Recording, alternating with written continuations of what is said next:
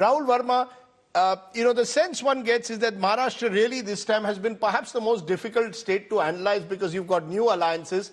But you also get a sense anyone who travels there can see the anti-incumbency on the ground. You can sense that it is the perfect storm from onion farmers to those angry with the way governments have changed to concerns over water scarcity to the Maratha reservation. It is really the perfect storm. So if there's any state where the opposition seems to have had some momentum in this campaign, it would seem to be Maharashtra. Rajdeep, let me make 3 points. First, I agree with you that Maharashtra is a very, very difficult state, given that alliances have changed. It's nothing new for anyone who's closely following this election cycle. What is more important, and the way I want to think about this election, and especially the 6 states that you mentioned, either we are going to see losses across the board for BJP, which means that across the Northwest, where BJP has done exceptionally well, these 2 to 4 seat losses, which by some conservative estimate, and 10 to 15 seat losses, such as Yogenji pointing out in Maharashtra, if we are going to see losses in every state, then what in the core area, then what's also going to happen, that in some other states like UP and West Bengal and Odisha, where BJP is expecting to make gains, those gains will not take place, which means that there is a national undercurrent. That's my point number 2. But fundamentally, and where we have to talk about is that what has changed about this election. If you think about certain fundamental advantages that BJP had before going into the poll, those advantages still remain with them. Leadership, resources, social base, organizational skills. I don't think that has gone to the opposition. Where opposition seems to have managed to make some gains, perhaps on the narrative front. During the election, you hear all kinds of chatter. I don't know what to take as noise and what to take as signal. Some of these issues which opposition leadership has been talking about were very much pointed by pre-poll surveys.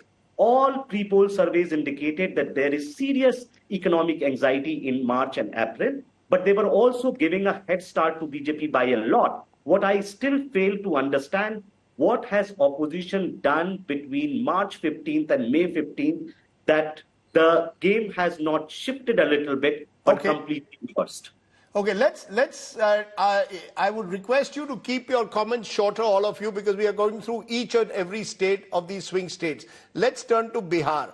Now, GVL Narasimha Rao, last time you all won 39 out of 40 NDA. It was a complete sweep. Would you concede that the only way to go in Bihar is down? Surely in Bihar, at least you will concede that. And I'm again asking, you're here as a psephologist as you wanted to be, not as a BJP spokesperson.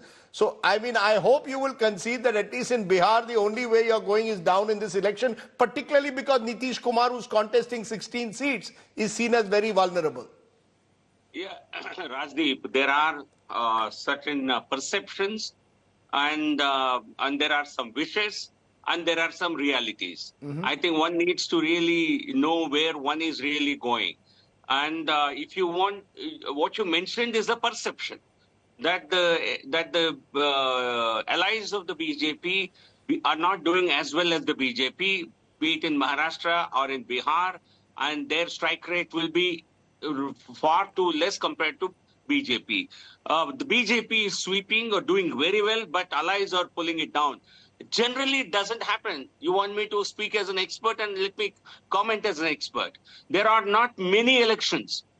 I can't think of any election where the strike rate of the principal dominant alliance partner and its allies is very, very vastly different. There could be some difference. We might win 90% of the seats. The allies might win 80% of the seats. It never happens that you win 90%, BJP wins 90%, ally wins 40%. But do you concede that repeating 39 out of 40 is difficult? Straight question, straight answer. It is in any election, Rajdeep. I agree. Repeating a 99% kind of a 98% tally is certainly challenging. But certainly in this election, we will, because Modi is the factor. I think Modi ji, please, people are not looking at the allies or the candidates. The real issue is Prime Minister Modi ji. Okay. I think he is the face of the campaign. So therefore, Allies' performance will also be good. Certainly, 39 out of 40 would be a challenge. I have no difficulty in conceding, but we will be close to that. Okay. We certainly will not drop Yogendra 26. Yadav, Yogendra Yadav, what is significant about Bihar is that there was a huge gap between the NDA and the UPA in terms of vote share, over 20%. And the fact was there were several seats which were won by the BJP where they got 50% vote share. Given that, and given that their alliance in some ways even wider this time with Jitin Ram Majhi, Upendra Kushwaha also part of it, would you concede that even if the BJP loses some ground, it may not be significant like it could be in a state like Maharashtra?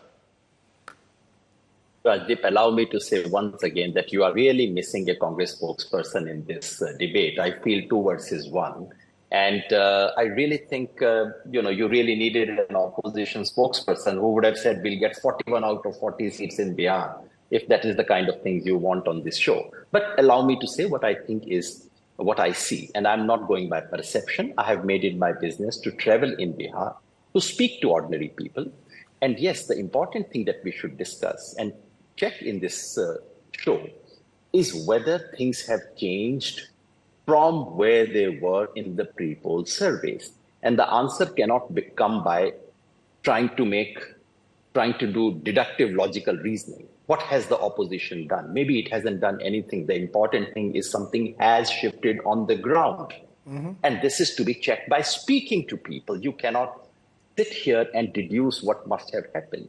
So having spoken to people, having spent time, having not just spoken to journalists, but myself spoken to ordinary people, I'll offer you 2 or 3 observations from Bihar.